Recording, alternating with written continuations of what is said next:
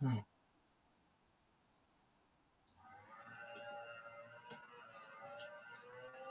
Well, happy summer day, July 13th, middle of the summer.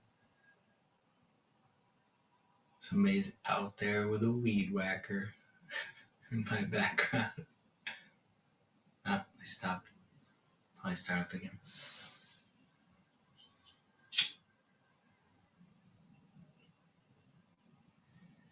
Just remembering the flame of wisdom that's been passed on to us and then radiates compassion.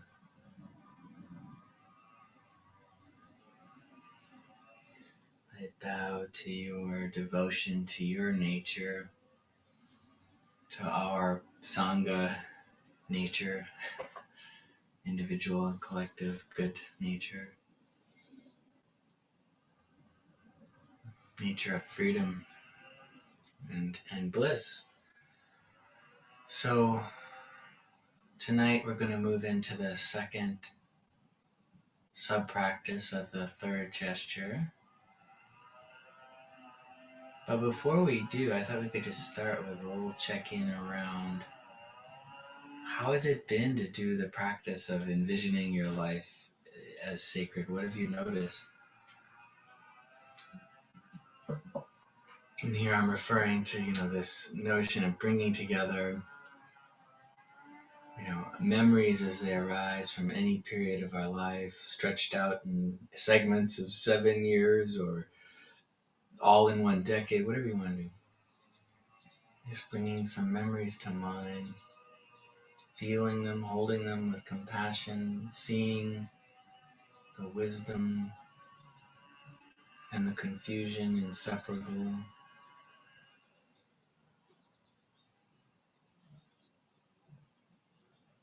You're looking at these things as who you are now, too, so it's always fresh.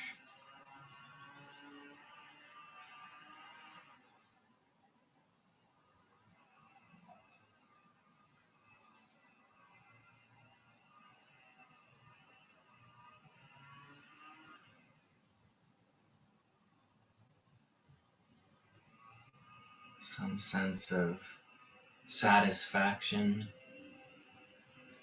with appreciating life, your journey, your path, your challenges, your opportunity.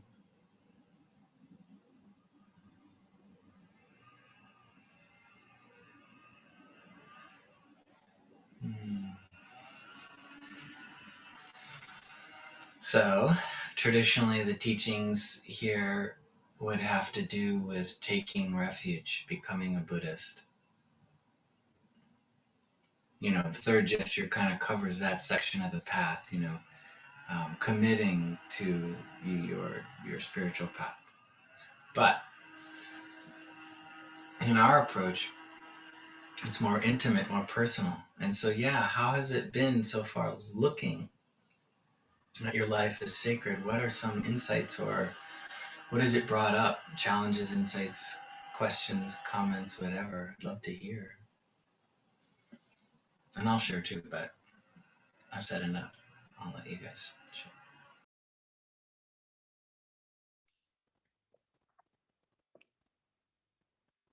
I think it was something that you said this morning that really struck home for me about the third gesture. I'm so used to kind of judging myself, criticizing myself for stupid things that I've done, that I do. So that this has been that turn. I've seen that this is running through the three gestures so far, and it seems like it probably runs through them all, but there's that turn and shift in perception of being grateful. It sounds so simple, I mean, if I said that to somebody on, just a friend or something, it would go, okay. But to me, it's really significant. It's like a major revolutionary way for me to see myself, my life. So as I've been looking back and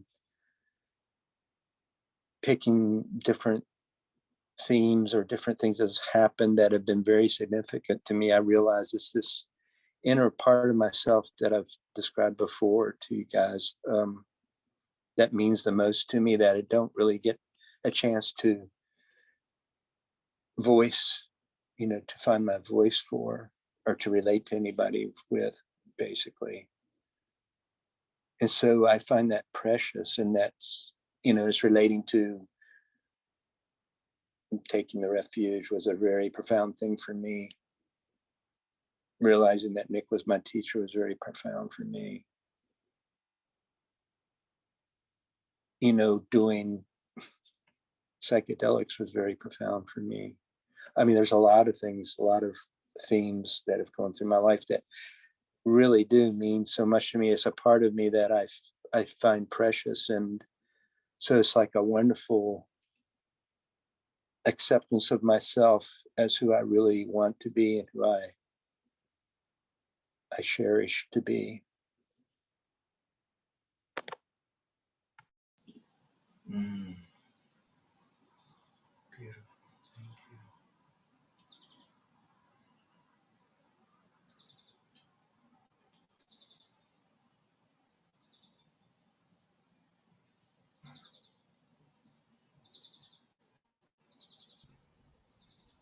Stephen, can you clarify the part where you said the part where who you want to be?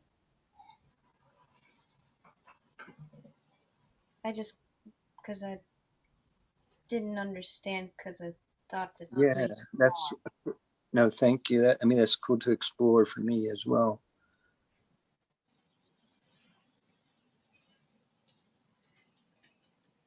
I mean, a lot of my life has just been kind of living life, but the things that seem most precious to me are when I find it's either like finding something inside of me that's meaningful, and that seems like it relates to the Dharma in the sense to me that it's something that is kind of that unchanging part that's can transcend things, and um,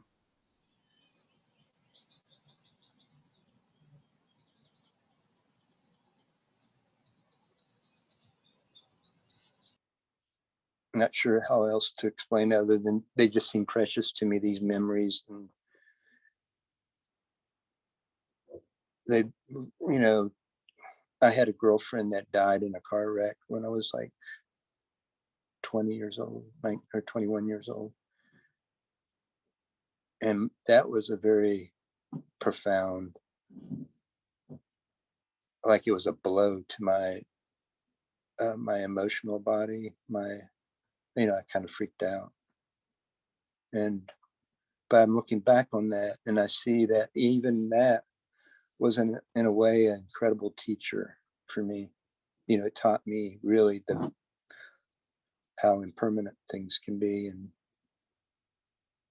so it made, in a certain way, it's made me cherish things more.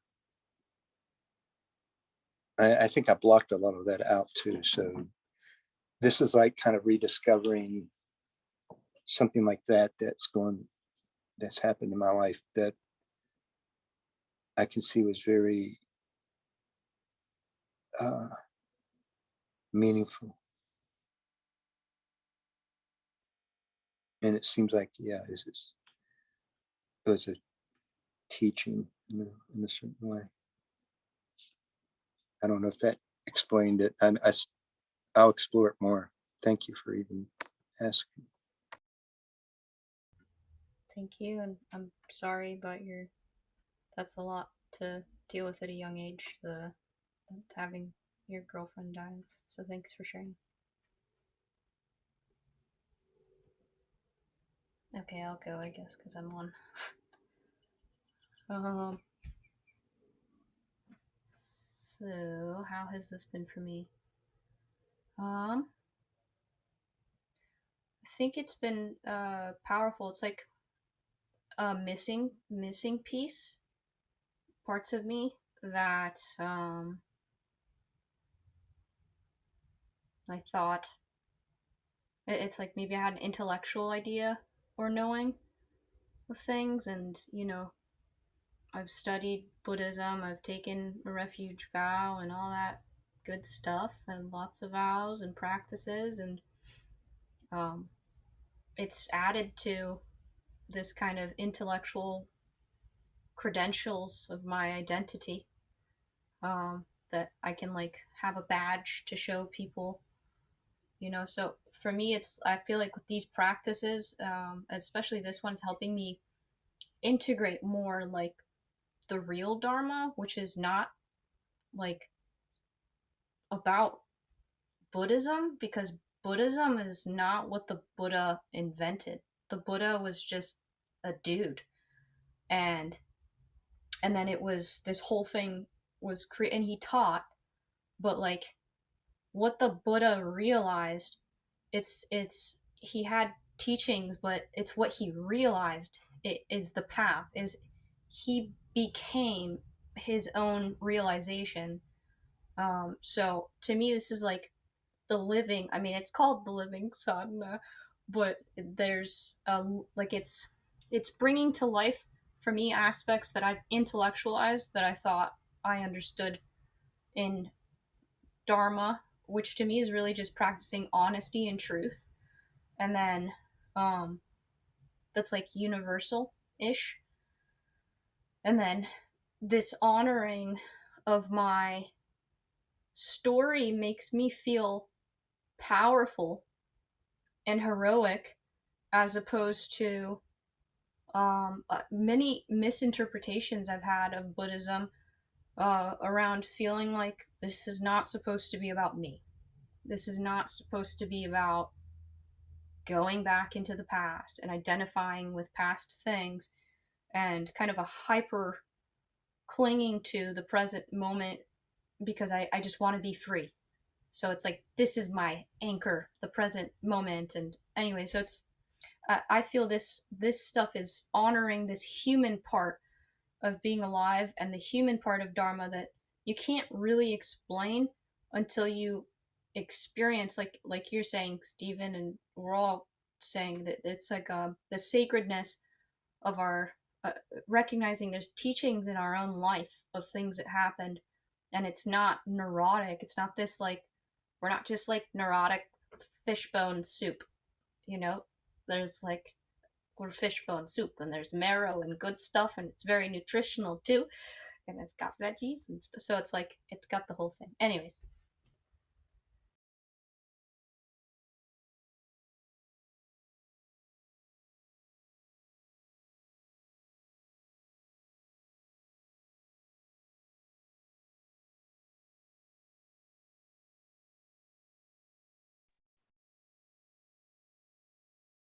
I think what's been coming up for me this time around with the third gesture,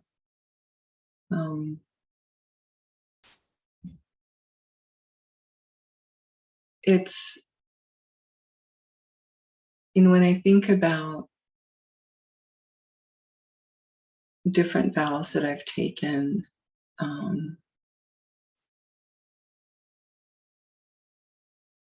typically I would get kind of lost in how I've not lived up to them. And it kind of a funny story associated with that. There's one vow that I took that it involves repeating 8 different slogans. And the way that I remembered them was how I had broken each one of them, which is kind of hilarious and also kind of sad.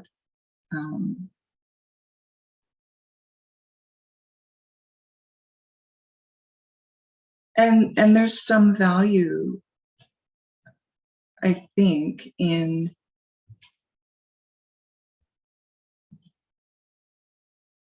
and every time I've taken a vow or made an aspiration, it's guaranteed that it's going to be tested. It's like, you really want this? Okay, how bad?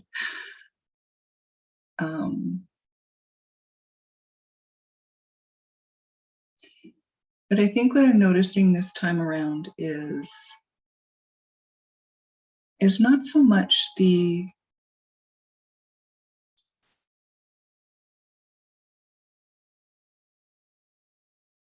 pain or the loss or what I've done wrong or how have I fallen short.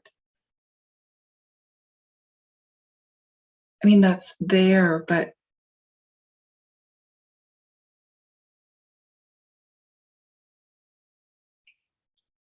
it's more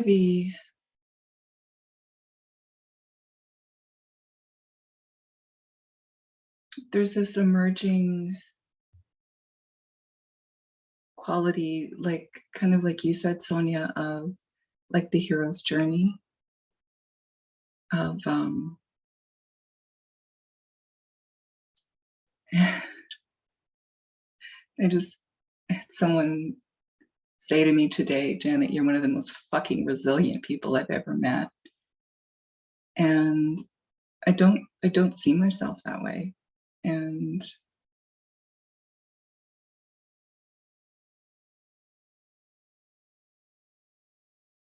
I guess that's kind of what's emerging is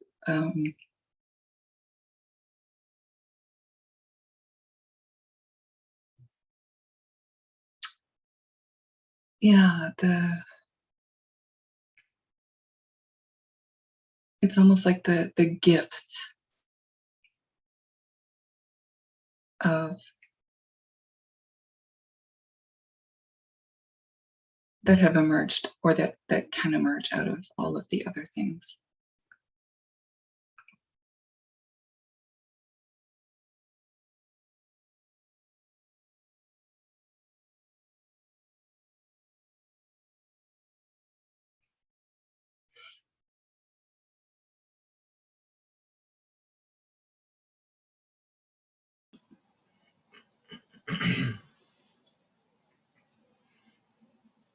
Yeah.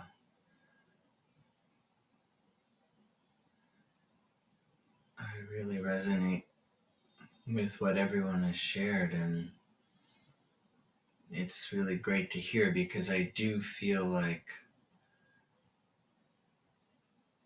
what each of you said something that's so important to my heart, and your own words and in your own journey. And I think that's also the interesting thing when we look at our lives as not just the stories that happened, but the wisdom that's in our karma and in who we are and in what's happened to us and in how we've responded to it and what we've learned because of it, and how it's shaped us, but also that the journey really is, as Sonia was saying, completely personal, and and it is heroic, like you were saying, Janet, and it is as simple as being grateful and appreciating the sacredness, as you were saying, Steve. And I think that the real hard thing is to make the time in a world, at a time in the world where, I've become more and more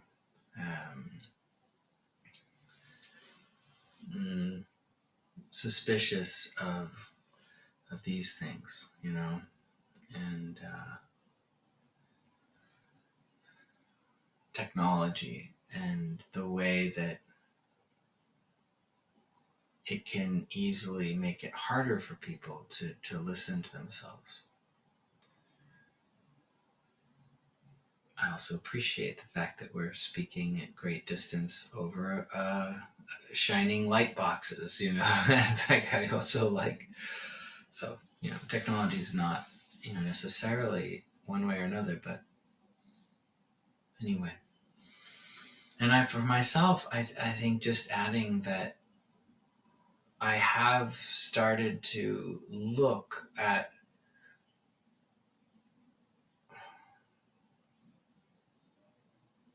what are the themes. It's weird. It's almost like, it could sound a little weird, but it's almost like somebody was writing our story. Like when someone writes a TV show or a movie and they write it well, you're like, wow, they really wove in that thing early on that foreshadowed, and it's like, actually that just happens. Sure, there are good writers of shows and movies, but if you look at your life, there is foreshadowing, there are themes, there are these things karmically that became important because it's who we are meeting our karmic auspicious coincidence. And so for me, I've really been noticing that quality of like, aha, if you want to know what your journey and your mission is, look at where it's a classic thing. If you want to know your future, look at your past. If you don't understand your past, you're doomed to repeat it, as they say. History, right? So there's some kind of interesting knowledge here that's not just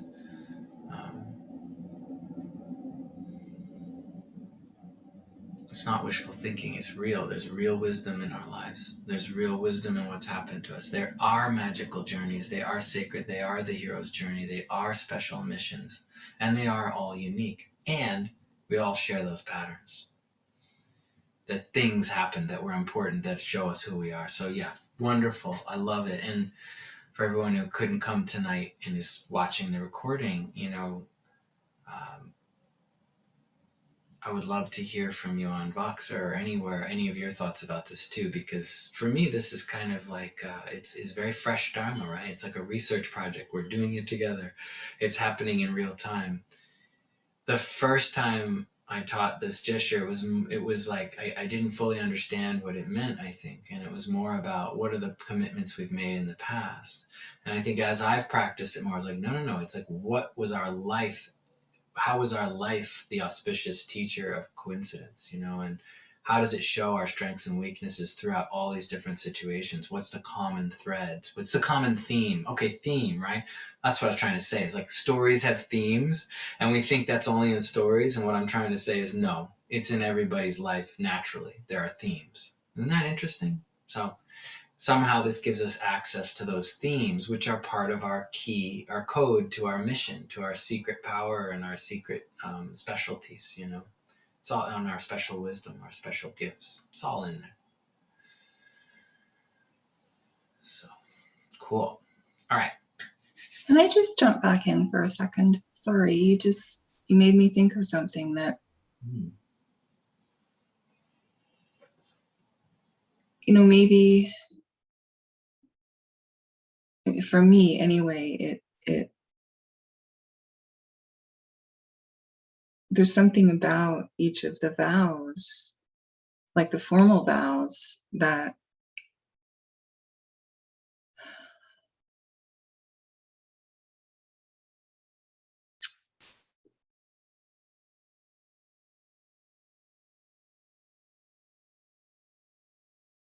I don't know, it like, is that part of the, like, no, this is what's important. This not giving up, not giving in, not collapsing, and just keep showing up.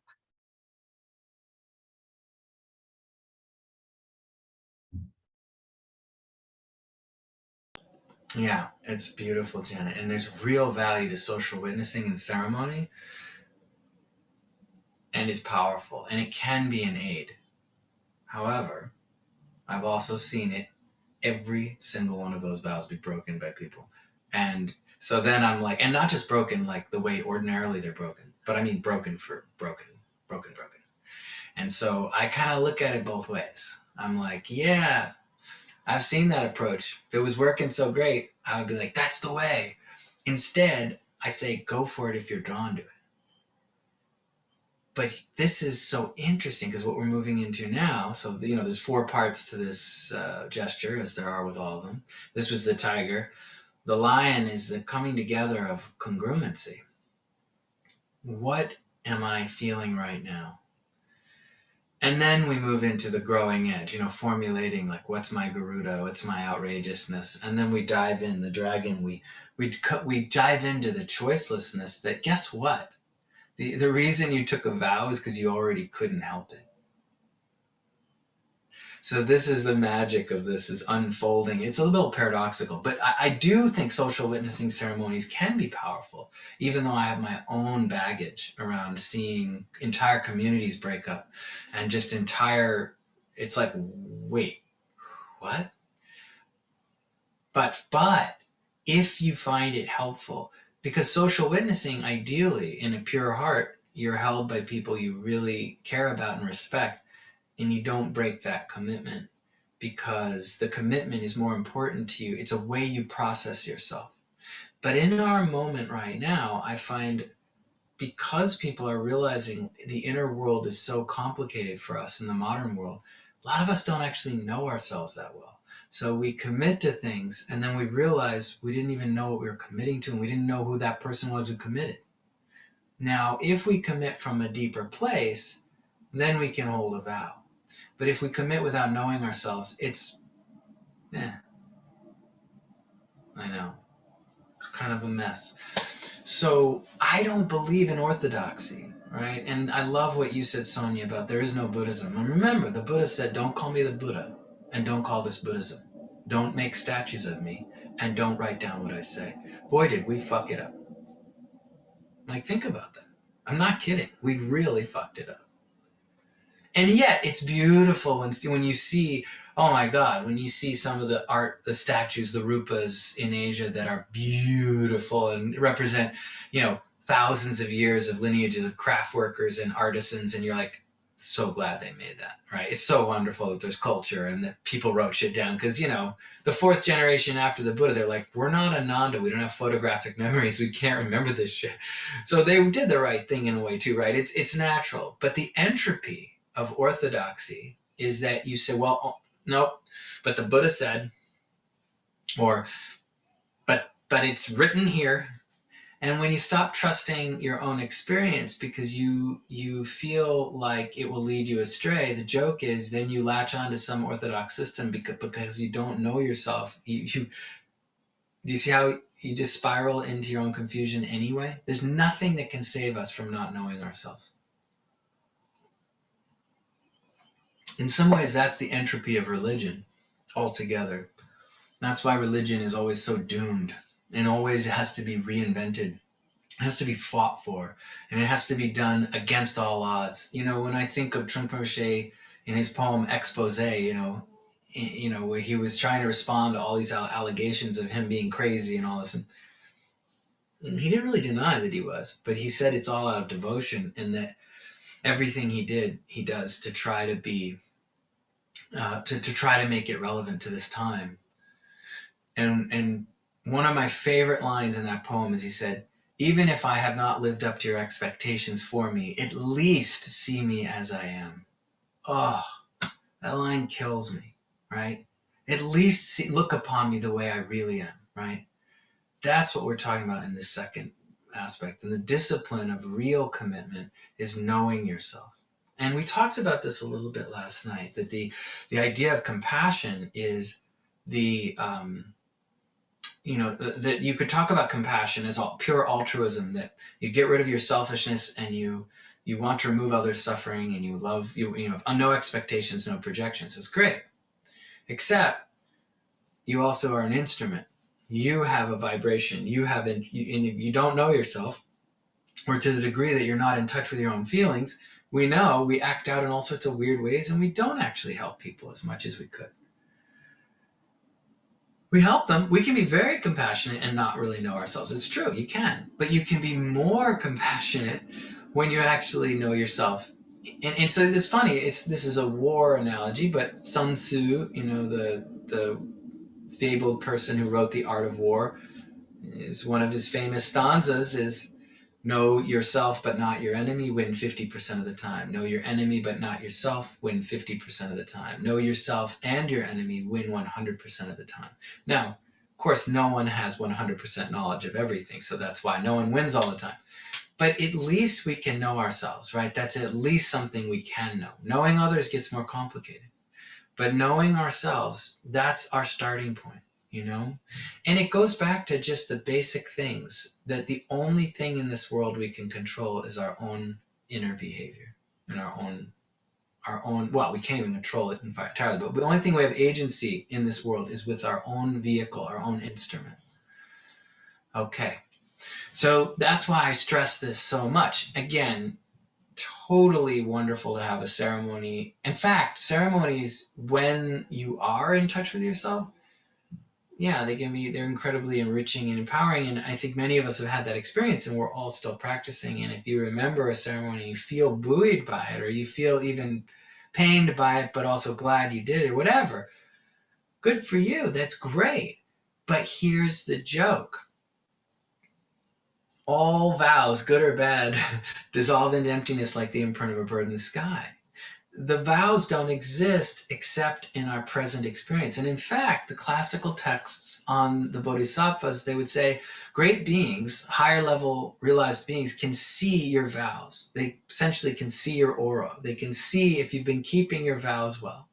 Isn't this wild? They also can smell if you've been keeping your, they can smell you. Apparently the smell of, your like body odor and your smell, your scent, they can smell if you're being virtuous, if you've been, it's not a wild thing, or if you're trying, to raise compassion. So these are real things. It's real. I love that because it's like real visceral. It's like, I can smell you. I don't need to like ask you, like, I can see. And we, or authentic presence, that when someone's able to be in their own truth, in touch with themselves, they can't help but have some life force and some shine, right? Because you're genuine. What is being genuine or authentic?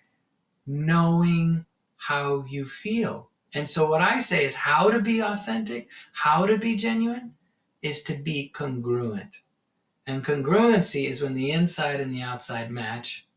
And congruency, therefore, is being in touch with your feelings. So that's what we're going to work on. Now, how do you do that? There's many ways. Let's go on a little tour, and then we'll share ways that we all do it, and we'll go on from there, right? So let's run through the senses. With sight, can you think about ways that when you see a picture, like, oh, I'm looking at a photograph of my mother and father holding me when I'm a kid. You see something and it connects you with a feeling. I look at the photograph and, especially my father, because he's passed away, and it's like there's a lot of feeling, right? It's like, whoa. And I look at my mother, I'm like, oh, I love her so much. Thank goodness I can still see her each week. I look at other things. I look at a cup on my shrine that's Cultura is Libertat. It's just Catalan for culture is free. And it's one of the people who is a friend of my friend Moises, who was imprisoned for a peaceful protest. And he was actually trying to stop things being violent, and they put him in prison because he's one of the leaders of the Catalonian independence movement. And their independence wasn't even that they wanted to leave Spain entirely. They just wanted to have some say over their taxation and all these really crazy things. They threw them, because the Spanish government's kind of fascist, they just threw him in jail. So what does he do? He makes these cups, and that says culture is free, and it's just like he keeps going even from prison. How cool is that?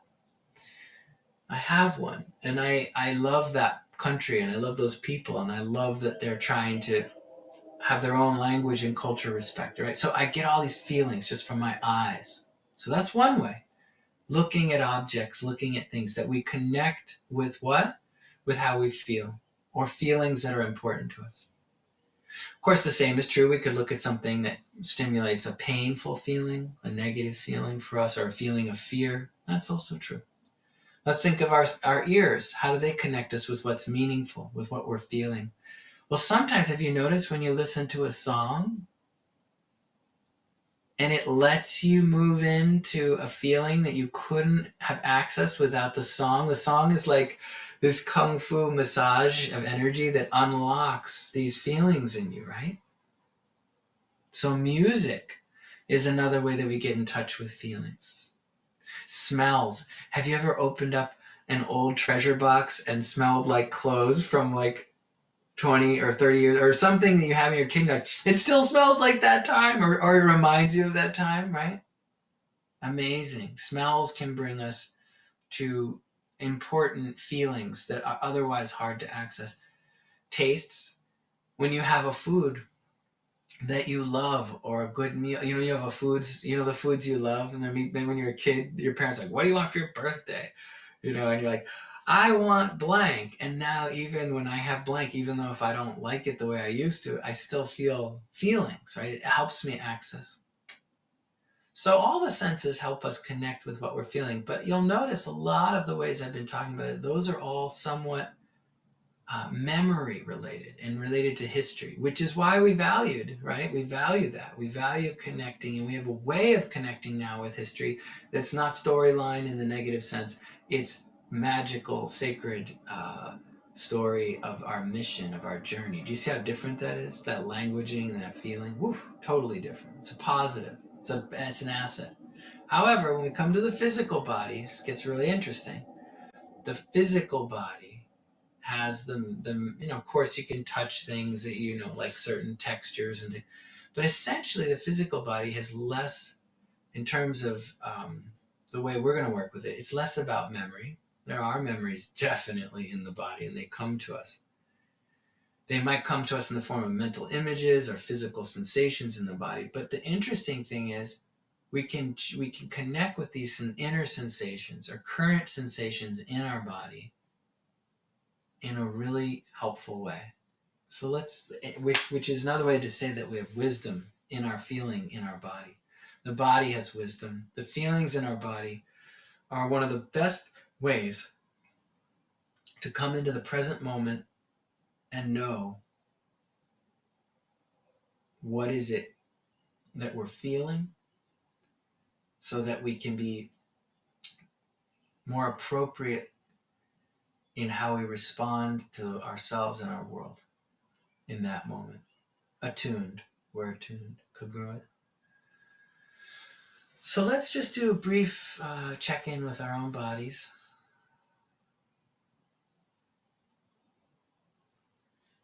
We can even start with the first part, just briefly touching on our journey, the hero's journey, your sacred life, flashing briefly on memories, part of your story, things that inspire you, things that have challenged you, ways you've grown, and feeling a sense of appreciation and the sacredness of our personal mission. And now with our hands together, we're feeling our hands, and they're maybe in front of our heart in Anjali, this sense of what we would often call Anjali, or a prayer of, sometimes there's more meaning to this, but we won't get into all the symbolism of the mudra. But there is this sense of, it feels connected, right? You can feel your palms, you feel the heat of your hands, and especially if it's in front of your heart, you can feel your own torso. And maybe, just notice what's going on in different parts of your body. When we do the refuge vows in the morning, we go body, speech, mind, right? We touch these different points. We don't have to do that now. But the idea is just notice what is going on in your head area. How does it feel? What are its qualities?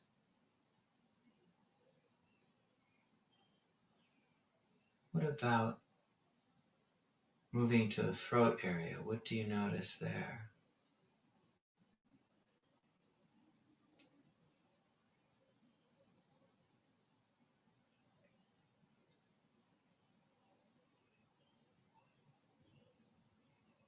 And then moving to the heart center.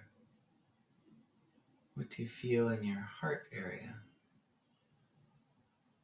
And you're just feeling it, you're not judging it, you're not labeling it per se, although that's fine if you do, but you're just feeling. Just a brief tour, and then we'll go down to the belly. What do you feel in your belly?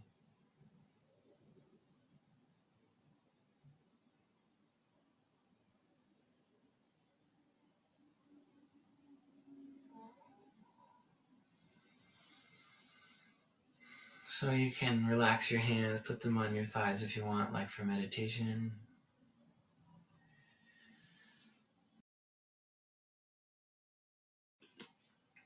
So what we're going to do now is we're going to do a form of practice together, social meditation, that is very centered on the present.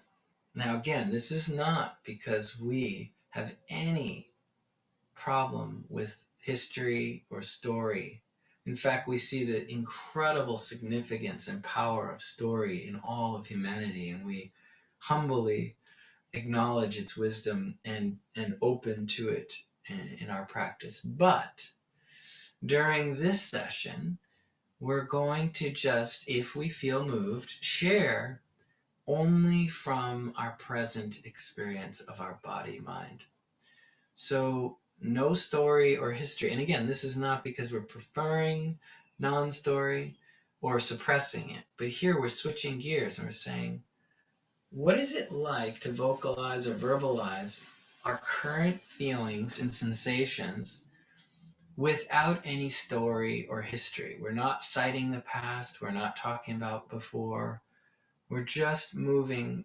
And again, if you feel like you don't have anything to share verbally, that's absolutely fine. Just notice that. But stay open to the fact that that might change, that you might have a sensation arise and say, now I'm feeling something. So there's no one way to do this, but I'll start with model it a little bit. And then I invite you all to, if you want, share. And just as a practice of getting in touch with feeling.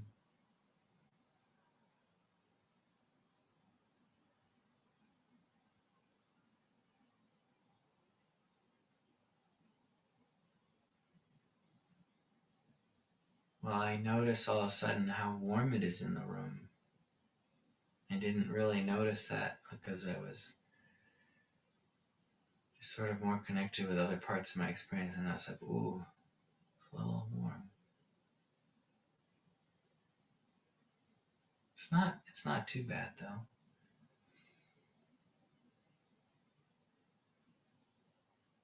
And when I move from the outside of my body to the inside, wonder what I'll find.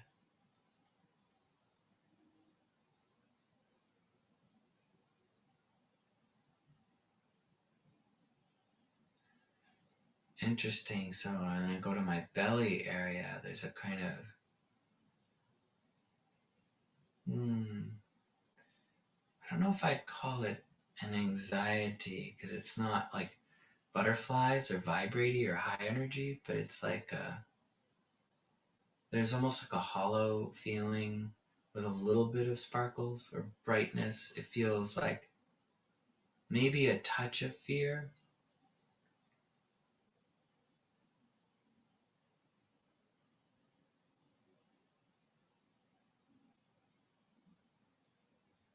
Now it's changed and it's more just buzzy.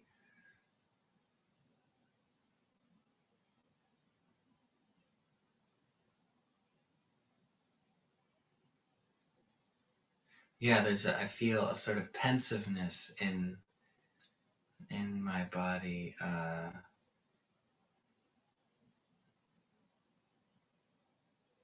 But it's also spacious.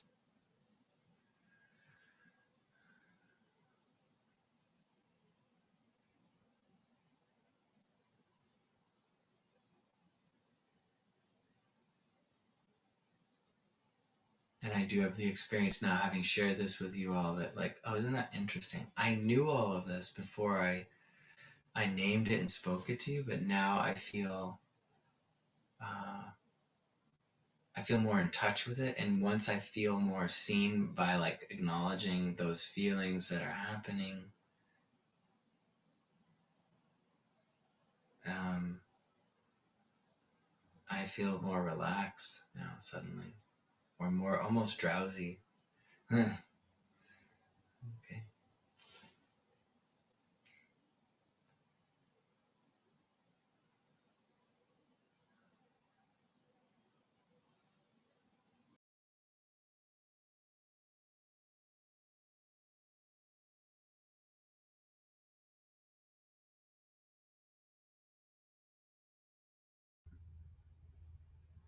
I'll go.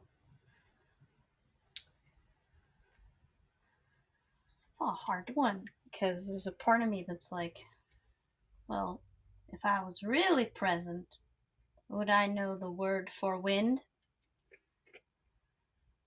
You know, because it's like a concept. But I hear wind and I feel it. I can feel something behind me and I can actually feel it in my chest. Something, the wind is blowing against physical out there. I can feel it right here. And then the wind just got quiet and I became more aware of this kind of,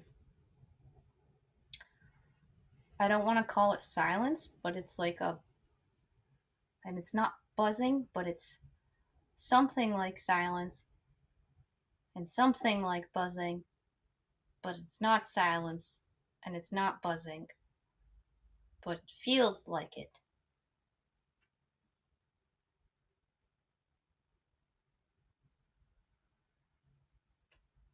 It's like electricity in the air, but it's not.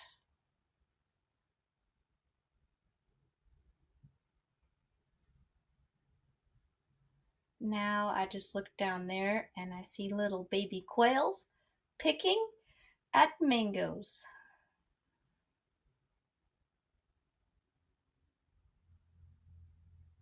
And it makes me happy. There's 2 of them. Oh, 3 of them. And their fur makes me feel soft here. And it's interesting because I'm looking at them and I say here, but if there was a line that I drew from here to them, that's where it is.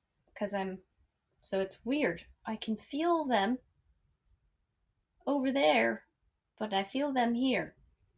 And they're soft. And if there was a line here of my energy, for whatever reason, my throat chakra lines up with these cute little baby birds. And then I just breathed in my inner body, and I feel a lot of space, and I also feel like blind, like I can't see, but I can feel. And then there's like energy, almost like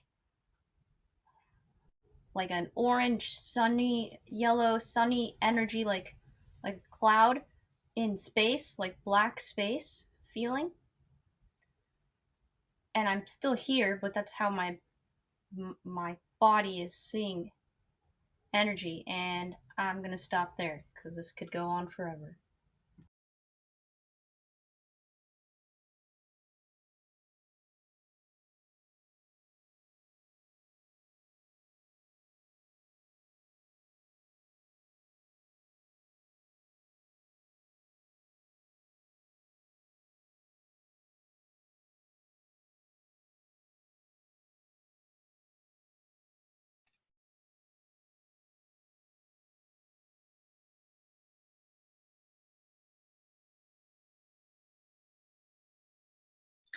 I'm trying to decide if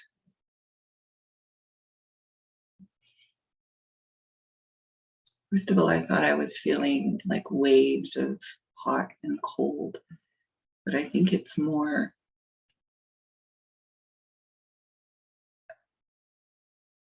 like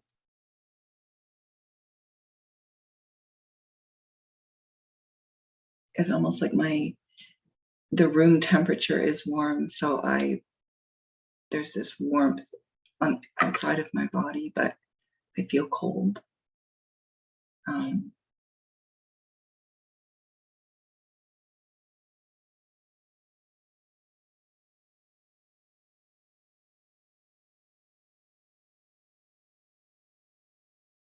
And there's kind of an alternating in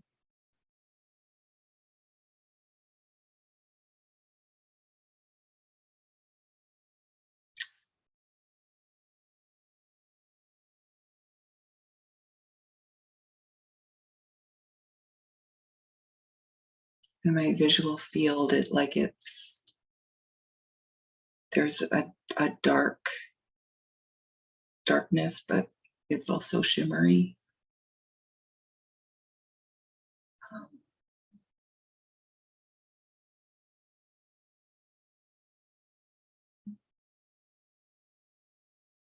And just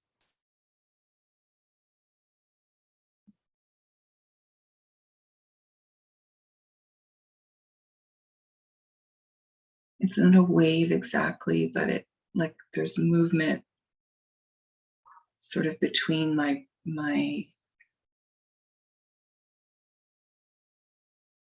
belly and my throat of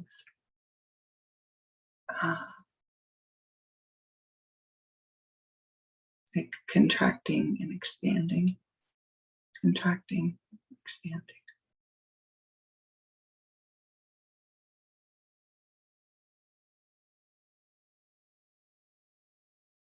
And I'm still trying to figure out if any of those different movements and sensations are, like I described them as though they're separate occurrences, or I'm still trying to figure out if they're connected in some way.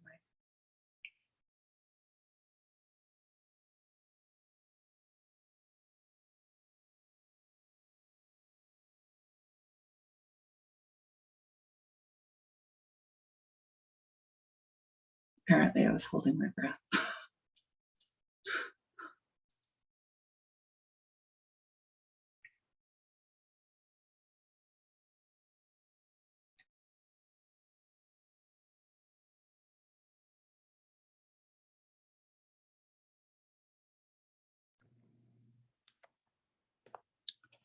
I feel somewhat full and bloated because I ate a little bit before I came on. And I feel warmth and a little coolness on the outside. But I feel maybe a little bit anxious inside in my stomach. Like restless.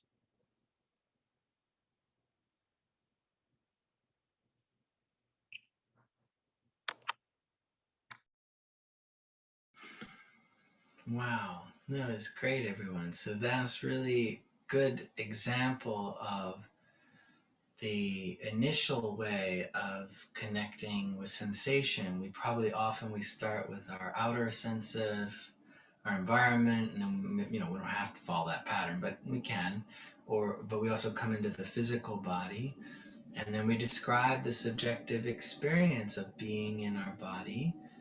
And this is very connected, you could say, with the Hinayana, or the initial teachings, because the Abhidharma teachings, which are in the packet of Hinayana teachings, the Abhidharma was about classifying experiences a lot, and understanding, human perception. So in the Abhidharmic way of practicing, you might label an emotion and say, "Oh, that's anger," like really kind of like, "Oh, that sensation is prickly," And so there's this kind of mindfulness, or aware, and bringing awareness to what it is, and often there's a quality of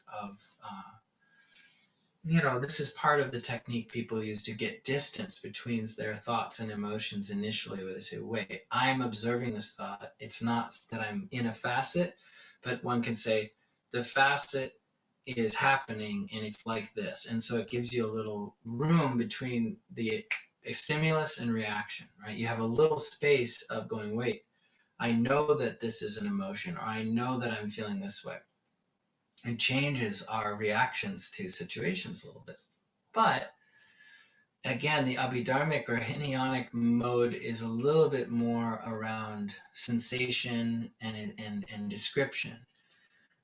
And this is just how I'm framing this, right? It doesn't mean everything you guys said fit into it, but for the sake of what I'm trying to share tonight, I'll put it that way. Let's try one more round, and this time we'll do it in a more Mahayanic way or Mahayana way, which is focused more on the felt sense and the felt meaning.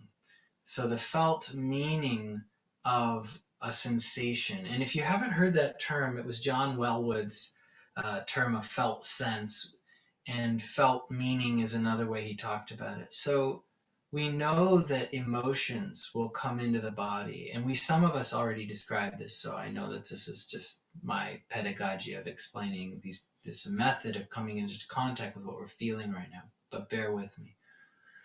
So you come into the body, and the subjective experience, you know the phrase, I have butterflies in my stomach, or I have a pit in my stomach. You know the phrase, I have a heavy heart, I have a lump in my throat. You know, all these phrases we know. These are all, these are examples of how everyone in our society knows about felt senses and felt meanings. Not just meditators, right? Not just people who practice intentionally. Now, there are many methods for getting in touch with one's feelings that are what I'm calling felt senses. So let's make a distinction here. These are not physical sensations, right? It's not the nervous system per se of the body feeling hairs on or skin or clothes on the body or the skin. That's part of it, but it's coming inside of the body, you could say. And this is where we might, and actually we already did this. We all gave examples of these inner feelings, but let's focus more on those in the second round. One method for doing this is you can literally ask yourself, and just to keep it simple, we'll do like head, heart, and belly, just 3. It keeps it real simple, but you could ask your head, what are you feeling? Can you describe to me, head, what are the inner sensations that you notice? You don't have to use this language. I'm just giving you an idea of possibility. You could say, heart, what are you feeling? Now remember, this is not that different from the magic of when we ask our parts, these ephemeral, responsive, disappearing, but responsively appearing habitual patterns that have almost anthropomorphized into an inner society, right? That there's these different relationships to ourselves. This fascinating stuff, right? The work that we were talking about this weekend. In the same way, one can ask one's parts of body, like, what are you feeling? Now, there is a whole technique called focusing, where one focuses on the different parts of the body and asks, what is the feeling there? What does the feeling want to tell me? So that is a valid method. For myself and my own aesthetic, I just like to, I like to draw right in there and just feel. I just feel. But that's because I like this stuff, and I think that's a neat way of doing it. Just you are there, feel it. That said, if asking that part of your body helps you and says, please tell me what you're feeling, then that unlocks a door. So either way, just either go to a part of your body, whichever you want, and you can just share a little bit about how would you describe, and again, the joke is it's all poetry, right? Because these are words about feelings. They're different things. And so we're not trying to be perfectly accurate, but it's a way of sharing. And partly why we verbalize, just to be clear, is it actually helps us become more familiar with the process of getting in touch with the feeling. When you say something or hear something that's related to something you're feeling, it helps your memory physically and somatically. You kind of go, okay, yeah.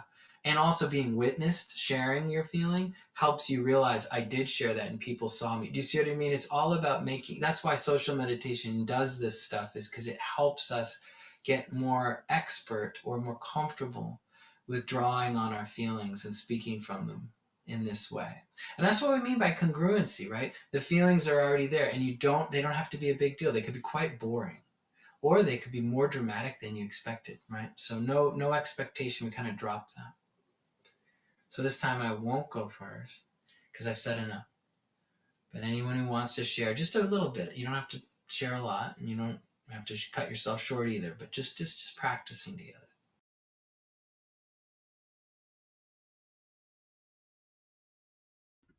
Can I ask a clarifying question?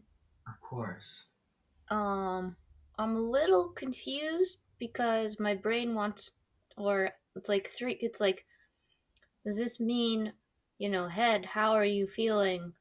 Oh, back in the day, I had a memory of, hitting a baseball, 1988. Or is it more like I'm feeling like sensate, like emotion? Like I'm feeling this Yeah. buzzing in my. So I'm struggling because you're saying what do you feel, but there's a part of me that goes to sensation, but Yeah. I don't know if you're asking emotion, sensation, or story. Yeah. Yeah. Great. No, that's a really good question. So there's no word for feeling in Tibetan, which is interesting. And His Holiness the Dalai Lama was asked about it. And he said, well, there's a numong, klesha mind, but he's like, that's just a strong emotion. And he said, actually, all thoughts have feelings. Thinking zero feels different than thinking one. So thoughts are not just thoughts, they have sensational reality. They feel different ways, right? Yellow, blue. They're thoughts and they feel different. And that's the magic of discriminating wisdom awareness, which is this ability to discern the differences, discernment between red and blue, green and white, hot and cool, right? All those discernments are based on the fact that everything within our experience is a feeling. So the one way you could do it is you could ask your head, how are you feeling? The head might go, I'm thinking about a time, blah, blah, blah. And you could be like, okay, that's nice. But how does that feel? Do you see what I mean? And they're like, okay. And you see, so you can think and you can say those things, but come back to how does it feel? Does that help? Yes. Cool. All right. So it's the subjective experience of it. Sensationally, but also sensationally inside of our being, not just on the senses alone, right? It's not a description of the senses.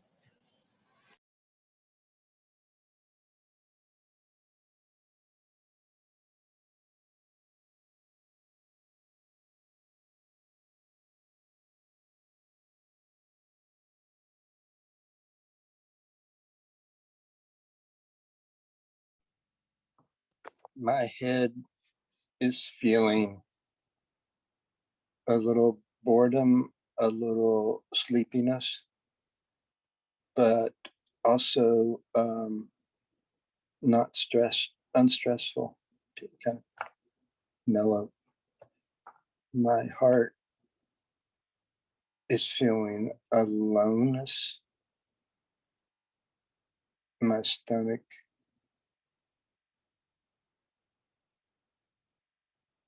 still has a little bit of anxiousness.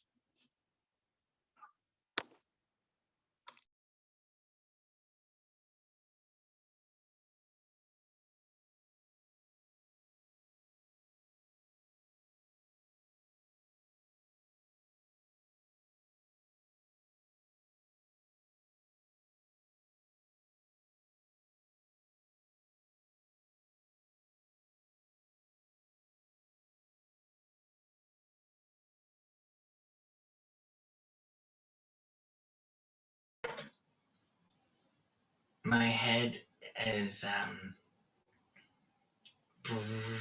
there's like a vibrating brightness, clear crystally. My heart is tender, just like listening to you, Stephen. Felt so like drawn, like I want to hug you. And so I have this like, yeah, it's like a vibration of like auburn, ready, tender. And then my belly still feels a little like empty, even though I ate too. I have a bottomless stomach. So, yeah, and there's a little, yeah, maybe there's a little bit of um yeah, even longing in my belly, which is weird, I guess. I don't know, it feels like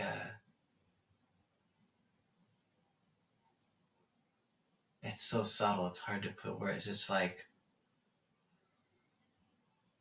yeah, it's wistful. My belly is wistful.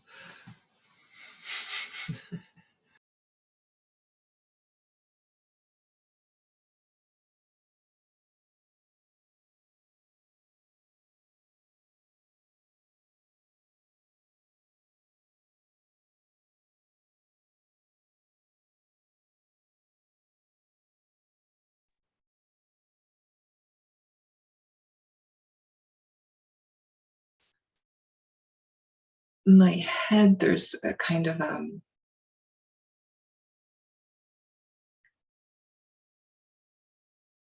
it's kind of like this.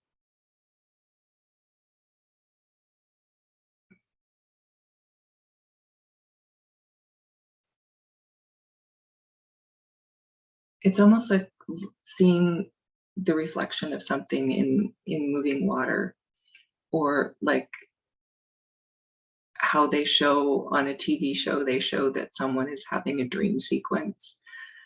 Um, so there's that happening in my head, and it's kind of an uncomfortable feeling. Um,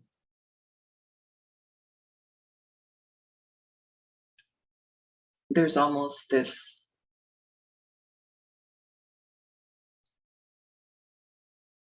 like I want to like come back here, be still. Um,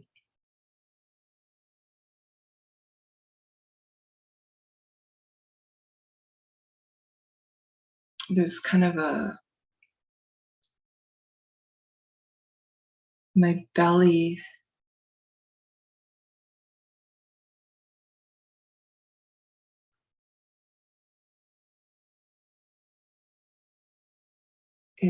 There's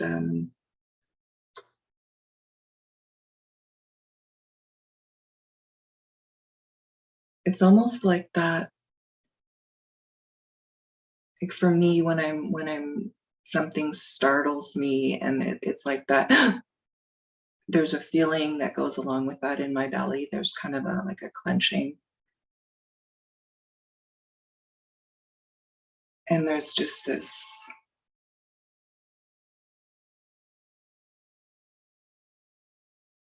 um,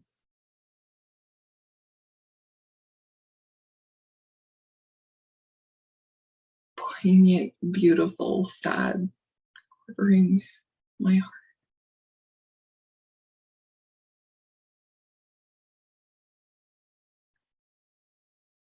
I I think it's longing, but I don't know for what. Just longing.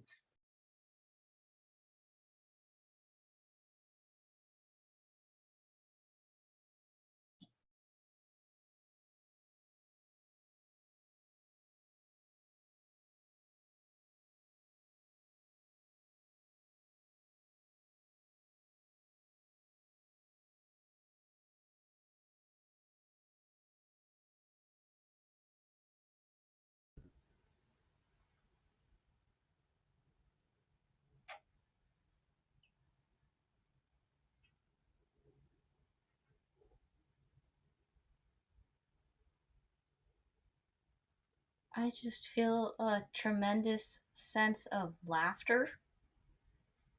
I know we're focusing on the head and the heart and the belly, but my throat just wants to laugh. I feel kind of a darkness around my head, but it's not negative feeling. Oh, that's sensation. My head. What is my head feeling? Kind of this swirling energy.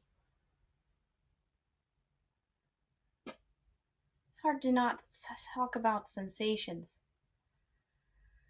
You can talk about sensations. It's okay. It's just how do they feel, right? You keep coming back to how does it feel to have that sensation. So you come back to the subjective experience of the sensation. Okay. It feels good.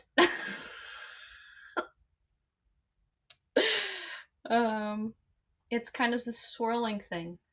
Like there's maybe a tendency to feel a sense of darkness, but that darkness it's like my so this is my head or brain thinking that darkness, I perceive it as negative, but if I just keep looking at it, it just makes me want to smile and laugh because it's not. And I mean it is whatever, but it's like I'm projecting on this big black space that I can't quite pin down or explain. And my heart is feeling kind of a bittersweetness, kind of like a sunset and nighttime at the same time feeling. And it's kind of like this in between feeling that's not quite satisfied because it wants things to be this way or that way, but it's like, so there's a smile in that too because there's so much suffering, a feeling of like, oh, I could just fucking suffer forever. For fucking ever and ever and ever and ever and ever and ever and ever and ever. And that makes me laugh. So, and then my belly I find kind of hard to feel. It's a little, I don't want to say dull, but there's like a little sunshine feeling, like a arc, and it, maybe it's like a weird upside down smile, but it's not a frown. This is really hard. But just doing, yeah. You're doing amazing. The belly, I'm having trouble feeling my belly. How does it feel to have trouble feeling the belly? Oh, thank you. Like a person, an old person who's lost their glasses, who can't find their glasses, but they are right around somewhere. And they know they'll find them. So there's a feeling of knowing. But I can't spot it. Wow. That upside down smile knows that your glasses are on your head. I found your glasses.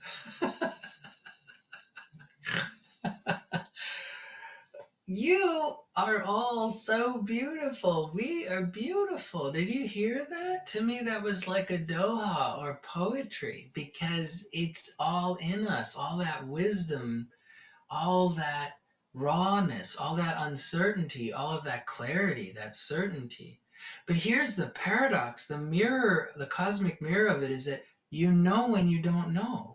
Well, you don't know when you don't know, but you know, sometimes you know when you don't know. You're like, I don't know. And then I'm like, well, and that was so cool where we had that riff song where I was like, well, how does that feel? And you're like, cool. And then you have this whole other dimension. And so one of the things that they talk about it in the world of focusing a bit, and I don't really talk about it as much, but I think it's a really important thing, is the feeling beneath the feeling. I love that phrase, right? So you have a feeling in your body and you go, what's the feeling beneath the feeling? And again, it's one of these weird quantum things. Like, does saying that make another feeling? Or was it already there? Like, I don't know. It's a weird thing. But what is the feeling under the feeling? So I'll model.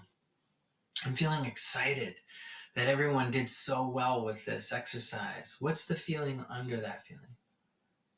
Oh, there's a relief. a little relief. I was feeling like tonight was a little weird and dry and good, but like weird, and I wasn't sure. And then suddenly things unlocked for me anyway. Sorry about you if you didn't feel this, but for me, things unlocked when everyone started sharing from their present inner experience, right? And so that's the idea of the feeling under the feeling. It sometimes surprises us. So that's another way we can do this. You can say, what am I feeling in my body? I'm feeling like a little anxious. What's the feeling under that? Isn't that amazing? It's like, and it kind of gets a little scary, not in a bad way, but just how quantum vast our inner experience ends up being. It is seemingly as vast as the outer universe. The more we look at it, we go, uh-oh, this is really amazing. Not uh-oh bad, but uh-oh, like it can't just be, we can't pin it down. And that's because our nature is non-local, centerless awareness, right? So right from the beginning, it's beginningless. First moment, always the first moment. It's always the Big Bang. That's crazy. It's always right now. But you see, we're not getting starstruck by that. If we stayed at the second gesture and just go, oh! like star, it's like, I think Sonia, you referenced this before, like with some Buddhist teachings, it's like you just stay there and it's amazing. Like, nowness, fuck my story. But when you bring in the story with an appreciation for its sacredness, and then it's like, okay, who have I been? Ooh, what are those things that happen? How did that shape me? What are themes? What is sacred about this? And then now what we're doing is we're saying, okay, I know who I've been. Who am I right now? How am I? How am I right now? How does it feel to be me right now? And unfortunately, or fortunately, that's an endless question. Because it's always the Big Bang of the primordial moment. It's always the first moment. It's always the first dawn. It's called the dawn of Vajrasattva, the never-ending awareness. It means every moment is the beginning. Big Bang, right? And we talked about that a little with emergence too, right? Everything's being born, or the timelessness. But here, what we're saying is like, okay, now that I'm with myself, oh my gosh, I have this whole history, and right now I am at the cutting edge of my entire history. I am at the forefront of my entire life. I am on the bow of the ship with my hand up. Rah! Okay, that wasn't a rah, that was a yawn. Okay, but I'll just pretend you went rah! And you're like riding the ship, the wind, the seas going in your face, and you're like, ah! Okay, you don't have to do that. It's just an option, right? You have to find a boat. But anyway, yeah, But the point is this moment is so alive. And why are we doing this? There's many reasons, but here's the thing. As my father said to me poignantly and powerfully as a teaching, he quoted old Willie Shakespeare, as he called him. He said, "To thine own self be true, kiddo, and then you can't be false to anyone else." And I was like 13 or something. I was like, cool, Dad.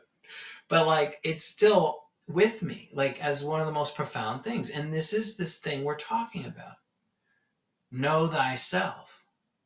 And then you can really, really be taking a vow or showing up fully. If you don't know yourself, right, this is when we cause so much chaos for ourselves and others. Now, another thing my father said, and this is interesting because it's a process, it's not a product. It's not like we know ourselves and we're done. Because guess what? It's now again. It's now again. It's now again. It's now again. So it's always fresh. You can't get this. It's a process. But what he said to me is, kiddo, you're so fortunate because you're in touch with your feelings. Well, there's been many times in my life where I'm not. But isn't it amazing when we're not in touch with our feelings and then we get in touch and we're like, oh, no wonder I've been acting that way. Or, oh, no wonder I said that or this. And this actually happened to me this weekend. Somebody said to me, like, why are you saying all of this? And that was like saying, what's the feeling under the feeling, Nick? Do you see what I mean? You know when you're like rambling with someone, you're like, the thing is, I just need you to understand that. Sorry, I do this a lot, and I'd be like, and it's like, and the other person, and I can tell they're like listening, but they're like, he's repeating himself. I know I'm repeating myself. How do I get out of this? I still don't get the feeling that you hear me, so I'm going to keep saying it. Uh-oh, they're not hearing it. Okay, it's not working. And then finally, I just exhaust myself, and the person's like, so, why are you saying? And I'm like, okay, so the thing is I don't really know. So let me feel. And I feel into the present moment. And I go, oh. So in other words, what's the feeling under the feeling in each moment? Like what am I saying? Why am I saying it? And you come under, oh, I want to be understood. I don't feel understood. That's why I'm rambling. Do you see how that changes my entire demeanor? Once I realize why I'm doing the thing, I know myself, I know my feelings, I'm in touch with my feelings. It changes my conduct. And here's the magic. That is really the real vow, is our behavior. How we show up. Because, right, if we're lost in a thing trying to explain ourselves, this is just an example I'm using, me, but you think of your thing. If you're lost in some loop, for example, and then you notice it, you can come back. If you're lost in a loop, do you get to practice anything else? Yeah, that's your practice for that time. You're just being in a loop. When you come back, you're like, oh, now you can reuse your energy more appropriately, right? So the whole idea here is the joke about vows is like, yeah, it's nice to take a vow, but then what? Then what? Then what? Then what? Then what? Then what? Right? So this is the power of real vow in the moment. What am I connecting with? Why am I doing what I'm doing? I'm vowing in each moment to do something. I'm vowing to be understood. I'm vowing to have you validate me. I'm vowing. Do you see how it really is? That's the real path. That's what no one would want to talk about because it's so overwhelming. But the real vow is what you do in each moment. So what we're going towards here is not what we do, because that's too late. It's already happening. We go to why. We go to what am I feeling? What's the feeling under the feeling? Do you see how that cuts through all the shit and allows you to go, oh. And it's exactly what you said, Sonia, at the beginning, which is so ironic. And like full circle. You're like, really the whole thing is about being honest.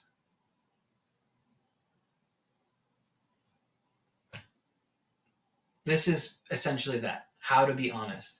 Well, if you don't know what you're feeling, how can you be honest? It's that simple. So we come together and we feel ourselves.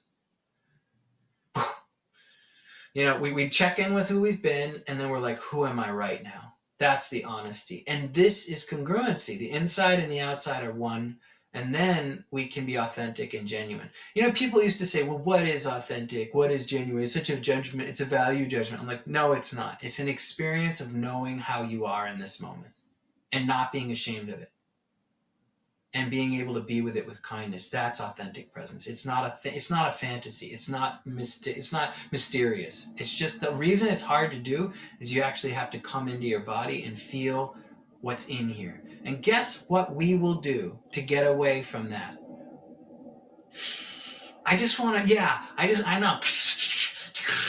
Like typewriter. Do you know that the same pain receptors that activate in physical pain activate when we come into contact with emotional pain? Do you know what you will do not to get your hand? Do you know how you will behave not to have your hand burned on a stove? Like, when you grab a hot thing, do you know what you do? Like that, right? I mean, you can't help it. I'm not saying you're unique. I do it every week. That is exactly what we do with emotional pain. Don't take it personally. So when we come back into our body, it's like a brave act. It sounds so stupid. It's like Nick's telling us to say what our feelings are. It's like, bleh. Like, who cares, right? Except it's the only way to be genuine. If you don't know exactly. If you don't know what you feel, you cannot be genuine. You have to come pay the piper. You have to pay the debt. You have to come in and feel the pain or the joy, or the humor, or all of it, all together. And sometimes it's both, right? Which is weird. Sometimes we go, what's the feeling under the feeling? You're like, I'm happy and sad. Exactly. Or I'm scared and I'm relaxed. I believe it. You can feel these things. They're not opposites. They're just different aspects of parts of our body. We're big. We're bigger than we think. We have more facets than, And Nick, yeah. um, it seems like what you're doing with these gestures, it's almost like you're having us sit under our own Bodhi tree. It's Yes. like we're kind of going on an experience of sitting and kind of going through the experience that maybe the Buddha went through. Um, this gesture seems to me somehow related to, like, it's kind of like a grounding. And tell me if I'm kind of off here, but like when the Buddha touched the ground, like he kind of seems like that's a gesture of, getting in touch with the earth, with himself, with uh, and like having that kind of confidence in just that, he could withstand whatever illusions or delusions are coming in front of him, turning them into flowers or whatever. Oh, Stephen, you just gave me an insight which is so powerful to me, which is that as I've been exploring these gestures, right? The first gesture, we do this wide sweeping turning the wheel. And we've said this is I can't remember if it's the Sparsana or how they say it, but the earth touching mudra. You touch the body and you lift up and touch back down to the body. And the joke of this mudra, or the seriousness and the joke, is that that's the earth-touching mudra in this cycle of teachings, that your body is nature. That's what this is the very important, right? This is no joke. Your body is nature. So remember how we talked about the most dualistic and confused people on the planet with generally the most power are on nature. They are dominating the world in their 0.1%, raping the earth, imbalancing, polluting, taking their toxic waste and dumping it in Côte d'Ivoire and then getting caught in the middle of the night. Happened a bunch of years back. They took a ship of toxic waste, went to Côte d'Ivoire, dumped it in Africa on this city. 800 people showed up in the hospital the next day. And these motherfuckers in this multinational got caught because they dumped it off on a big ship and they poisoned all these fucking people. Can you believe that? That's insane level of ignorance, right? But that's actually really happening on this planet. And that was in like 2012 or something. But I remember listening to that story and just being like, wow, you are so out of touch with your nature. On nature. They are on nature. Okay, next level in nature. Let's go to camp. Maybe we're glamping, maybe we're camping, but we want to go in nature, and it's beautiful. I recommend it. In nature's awesome. The next level into reunion, coming home of nature. And you see this with indigenous peoples, right? They are of it. They are of the place. Finally, as nature. This is the true meaning of protecting the earth, that you are in your nature, as your nature, and you manifest love for everyone and all animals and plants and the whole biosphere. That's in this cycle of teachings, for better or for worse. I don't know what to do with it, but it is. Believe it, and it's in here. So this first gesture, you do the turning of the wheel of Dharma, and then you literally touch your own body. Now, the Buddha touched the earth, which was fine for him. But for us, apparently, now it's like, no, you need to know you are nature. It's important for us to know that, okay? So what you just did, Stephen, that actually is so powerful to me is you gave me an insight into what this is. Actually, you're right. This is the tree. It's nature, a flower, right? So isn't that interesting? A flower of expression of nature is our life. We are a flower, a tree of nature. And our history is a beautiful blossoming tree. And then when this comes together, guess what? The earth is touching itself.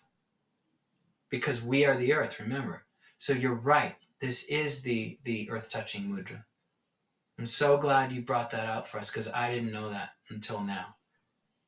And you know why that's so important? Because knowing yourself is how you don't destroy yourself or the earth. It's so simple, right? We're like, oh yeah, know yourself, great. No, really. Because the thing is, it's not something, I took a vow, I'm a Buddhist, so what? What are you doing right now?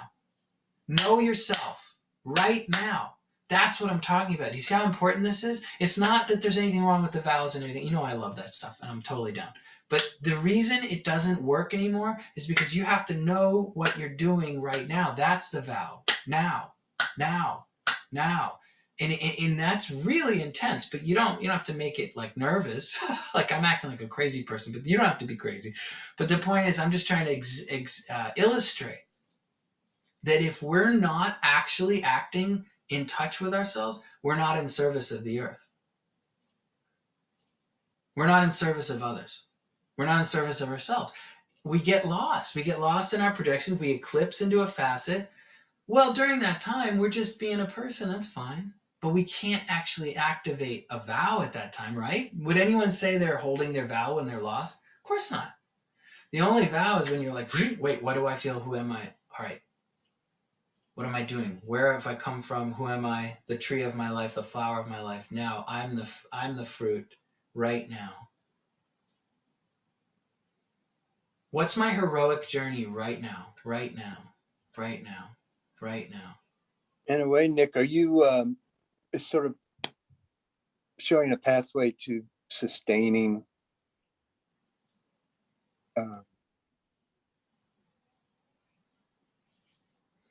the shift of perception, like sustaining it?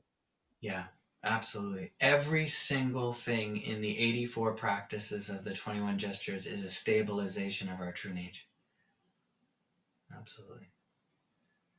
Because the thing is once you know about your nature, the key is, well, what do you do about it? You have to stabilize and extend. That's the whole path. It's not enough to be introduced to somebody and say, oh, you know what? You're good. You're basically pure. Your nature is luminous greatness or whatever. Cool. You're empty luminosity. Great. Now what? Now what?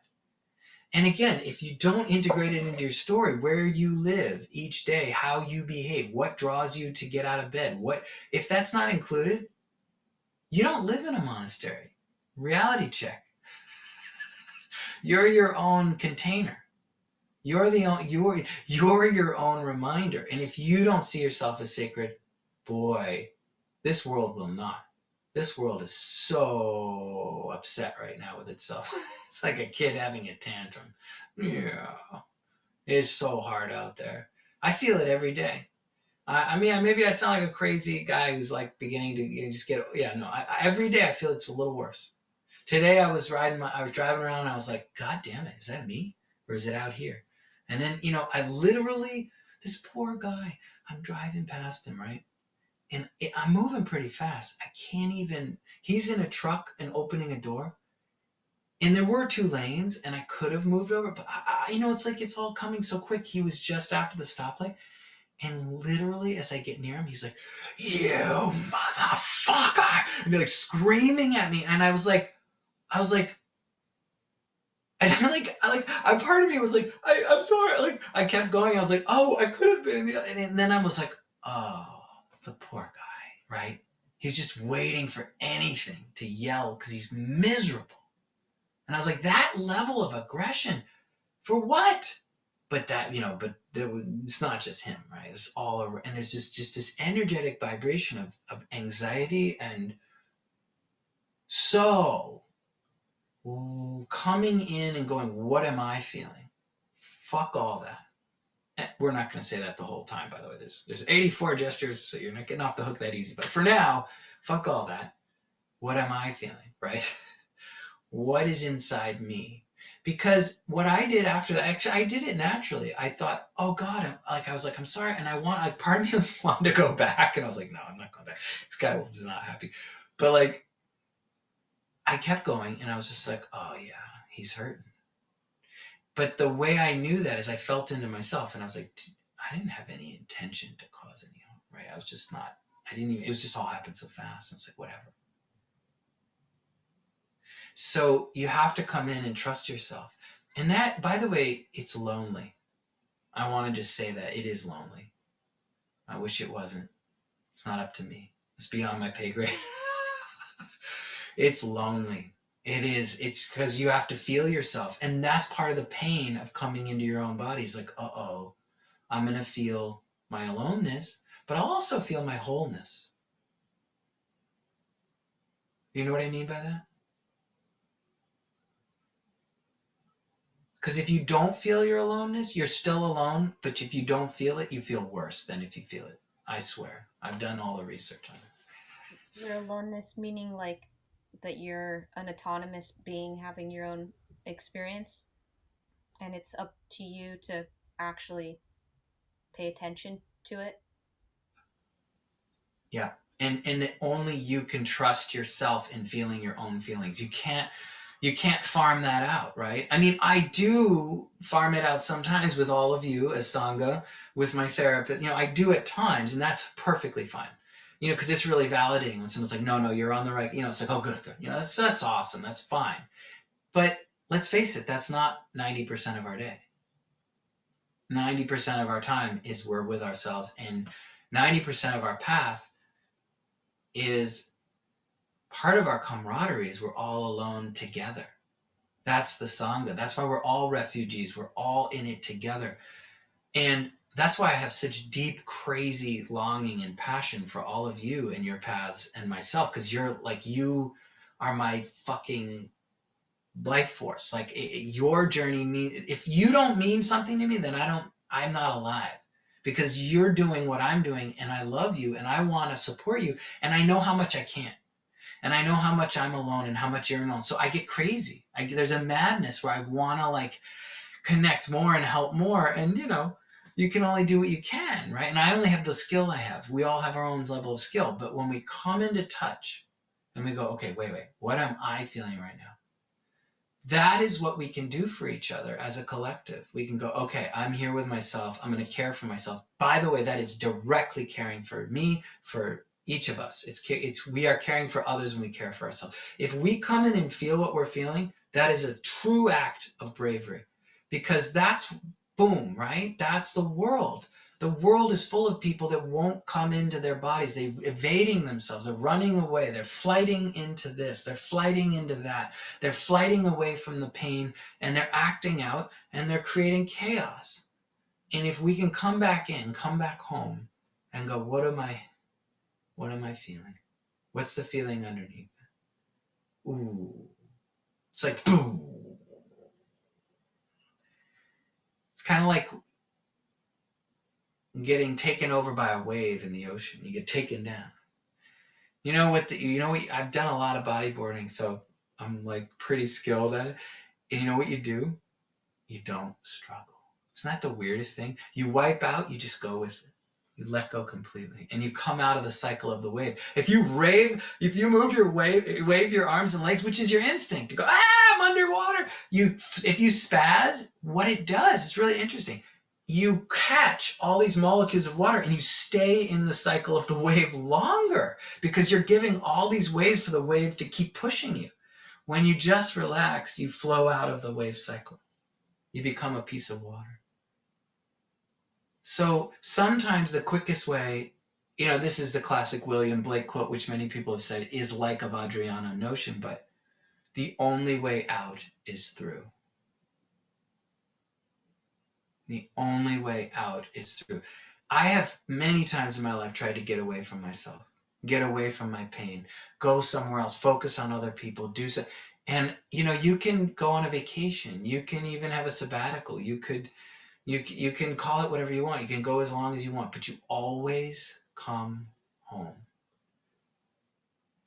You always come down, and you're always back here with yourself. And we have to practice being in touch with our feelings with gentleness.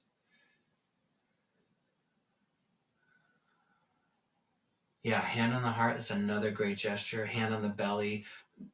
Any of these somatic, I don't really do this much, but you can. You can do whatever you want, but the hand, you can do a couple of hands, whatever you want. that can be a great way of bringing the attention inward and saying, what am I feeling? What's the feeling underneath that?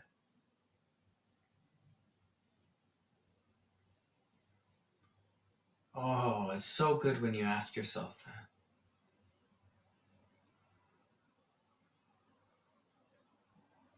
Only from there can you make real moves. Otherwise, you're making dream moves and they don't happen. They disappear, they vanish, they have no effect. Only when you're really congruent can you make real moves on your real path.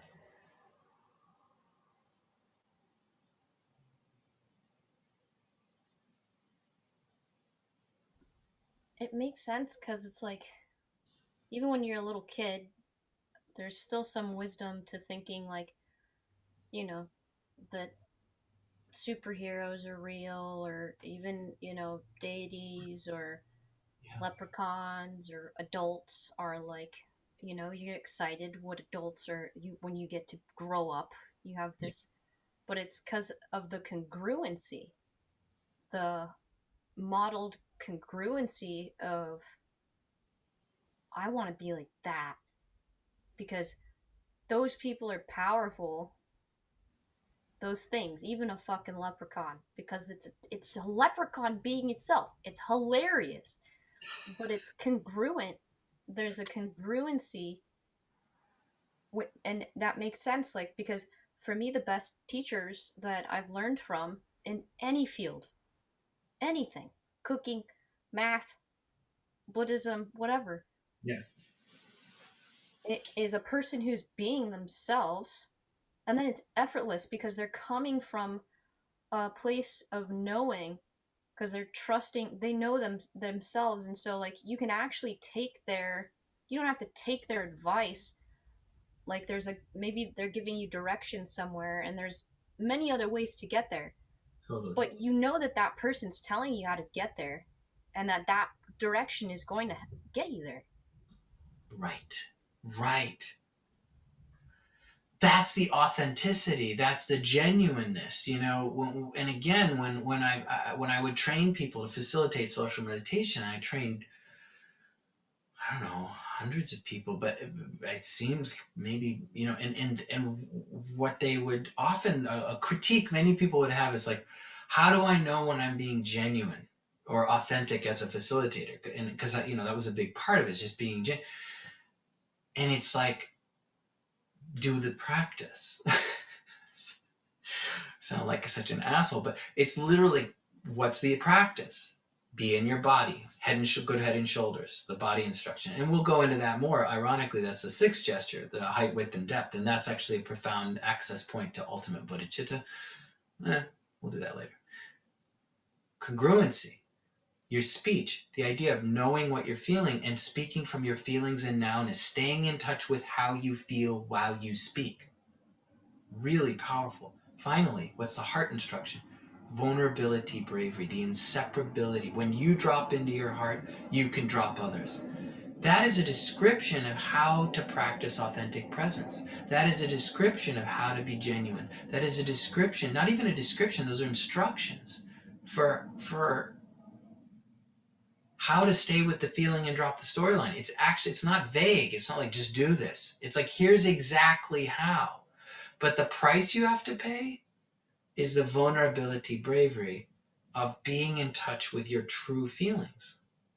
Yeah. And if you're not paying that price, no matter how high your station in reality in the world or how low, you're not going to be helpful to people. You can't do it. You can't cheat reality. You can't skip out. And my father,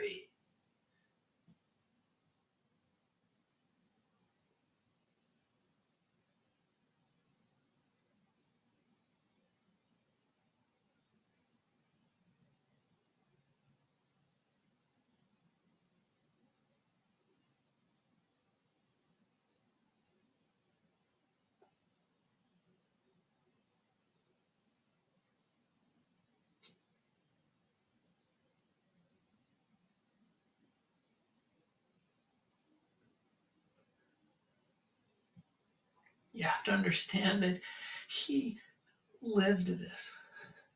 He modeled this for me.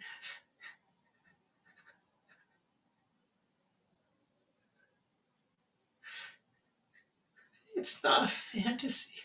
Like, I know it in the bones, in my bones. I know it's true. That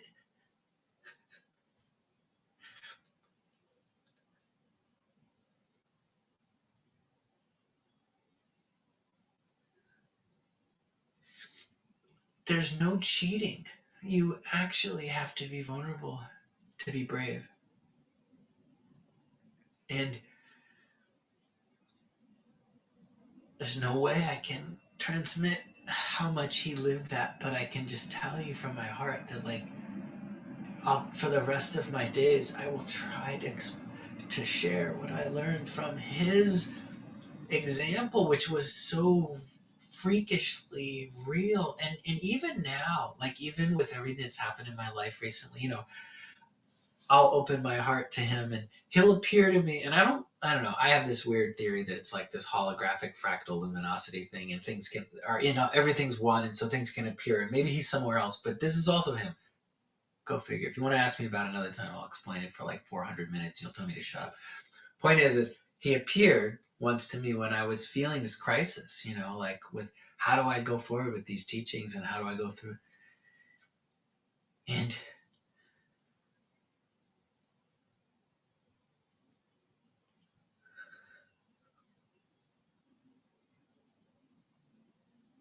yeah, it's like impossible to put into words, but he just shone, he radiated this feeling of, like, as long as you're completely true to what your genuine experiences in the moment and are open to what you don't know, vulnerable and brave all at once, then it's like a self-guiding torch. And it's in each of our hearts. That has to be important. It has to be practiced, though. Otherwise, the joke is it's not important if it's not practiced. It just sits on your shelf like a great Dharma book. It has no meaning. It's meaningful, but it's no value. So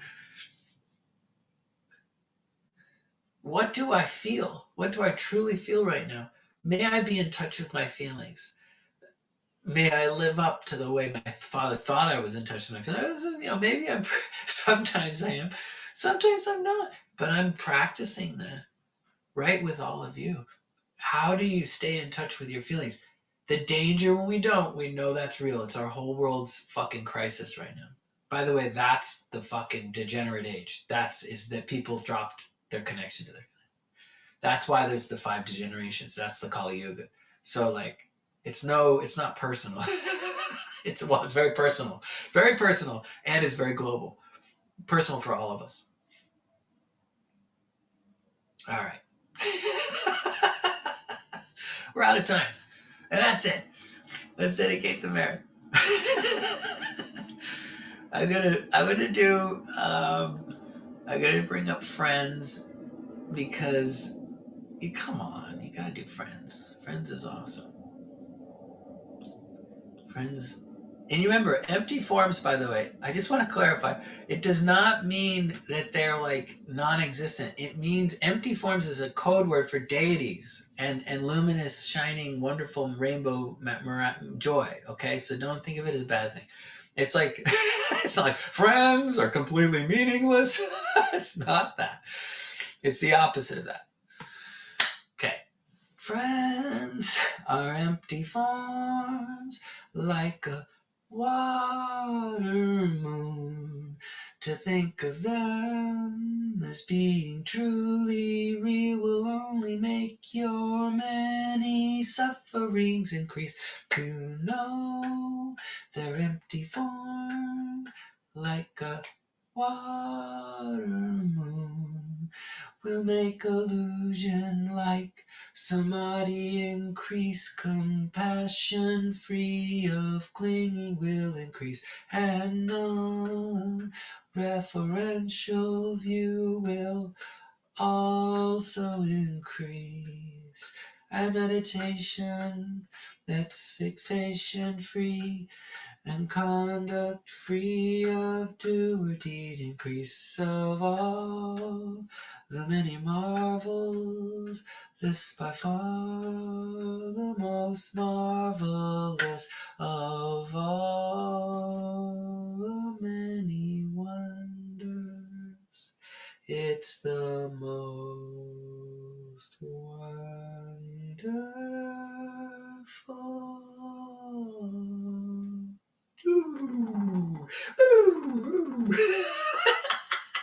Yeah.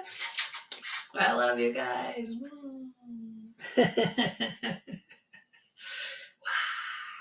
I love you.